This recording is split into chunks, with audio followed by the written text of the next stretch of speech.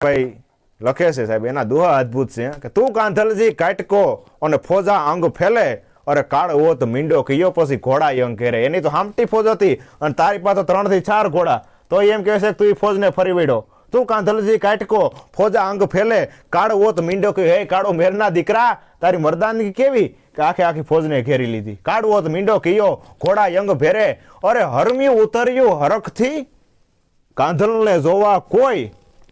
હે હરમ્યું નામ અપસરા, અપસરા ઉપરથી આવી હતી જોવા તે દે આ યુદ્ધ.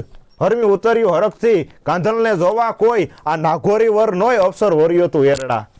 હા, અને તેથી એમ કહેવાય છે કે આ વરરાજો આ લગ્ન આ યુદ્ધરૂપી લગ્નમાં વરરાજો તો ભાણે જ એરડો લાગ્યો હોવાયો. હા, એરડો અદભુત એમ કહે છે કે યુદ્ધમાં ઉતર્યો હતો અને એરડાને વર્યું છે. અપસરાવું જોવા આવ્યું હતું ને, એરડાને હાર પહેરવા માટે તૈયાર થઈ ગયું. બુદ્ધાતર બરડા તણી અને લંગરી વધારી લાજ, અરે કાંધલ આડો કમાડ આંબો થયો તું એરડા. હે ભાણેજ એરડાએ મામાને એમ કહેવાય છે કે આડો રહી કમાડ બની અને રક્ષણ તેદી કર્યું તું ભલા માણે. અને આજ પણ મેઘાણીભાઈ લખે છે કે અત્યારે જેમ હોય, મેં બહુ ફોન બધા કરેલા બધું જાણવા માટે પણ મને ચોક્કસ માહિતી નથી પડી, પણ એ વખતે મેઘાણીજી લખ્યું કે માથું છે ને એ દરબારગઢમાં પડ્યું હતું અને ધડ છે ને એની ખાંભી એમ કહેવાય છે કે આજ પણ હિમાળે છે.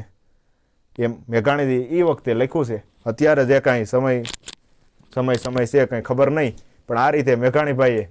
અને આજ પણ એમ કહે છે કે ફટાણા ગામમાં એ જે ફળિયું છે કાંધલ અધ્યાહાર કહેવાય છે, જી ફળિયા તરીકે ઓળખાય છે. અને ઝવેરચંદ મેઘાણીએ પાના નંબર સૌરાષ્ટ્રની રસધારમાં શૌર્યકથામાં વાર્તા લીધી છે. 59 નંબરના પાના નંબર ઉપર આ વાર્તા લખેલી છે. જય માતાજી, જય દ્વારકાધીશ.